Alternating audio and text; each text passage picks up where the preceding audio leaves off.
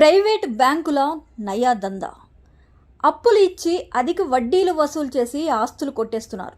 ప్రతి సామాన్యుడికి ఇల్లు కట్టుకోవడం అనేది ఒక కళ. ఆ కళ నెరవేర్చుకోవడం కోసం తాను కూడబెట్టుకున్న రూపాయి కలుపుకొని ప్రైవేట్ బ్యాంకుల్లో అప్పు తీసుకొని ఇల్లు కట్టుకుంటున్నారు.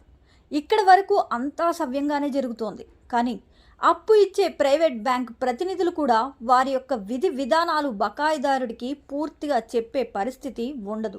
ఇదిలా ఉంటే చిన్నపాటి ఉద్యోగం చేసుకునేవారు ఇల్లు కట్టుకోవాలి అనే పరిస్థితి మరీ దారుణం. ఏ బ్యాంకుకి వెళ్ళినా లోన్ ఇవ్వాలి అంటే వారికి ఖచ్చితంగా ఐటీ రిటర్న్స్ ఉండాల్సిందే. ఇక్కడే అసలు చిక్కంతా వచ్చి పడింది. ఇల్లు కట్టుకోవాలనే సంకల్పంతో తెలుసో తెలియకో ఐటీ రిటర్న్స్ వేసేస్తున్నారు. ఐటీ వేసిన వెంటనే ఇంట్లో వచ్చే ప్రభుత్వ పథకాలన్నీ ఆగిపోతున్నాయి. ఇక ప్రైవేట్ బ్యాంకుల ఆగడాలకైతే అంతే లేకుండా పోతోంది. కనీస విద్యార్హత ఉండదు, మార్కెటింగ్ అనుభవం అస్సలు ఉండదు. వీళ్ళు అప్పులు ఇచ్చిన వారి ఇళ్లపై పడి మరి వారి యొక్క ఆత్మ అభిమానాన్ని అడ్డుపెట్టుకొని వారిని ఇబ్బందులకు గురి చేస్తున్నారు. బ్యాంక్ రూల్స్కి విరుద్ధంగా ఇళ్లకు తాళాలు వేసి కాబోలి వడ్డీ వ్యాపారస్తుల్లా ప్రవర్తిస్తున్నారు.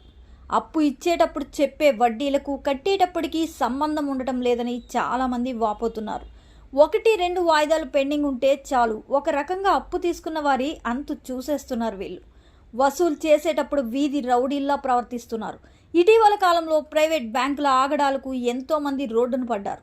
ఇచ్చిన అప్పుకు వసూలు చేసేదానికి సంబంధం లేకుండా ఉండటం చివరికి వారి ఆస్తులను పోగొట్టుకుంటున్నారు.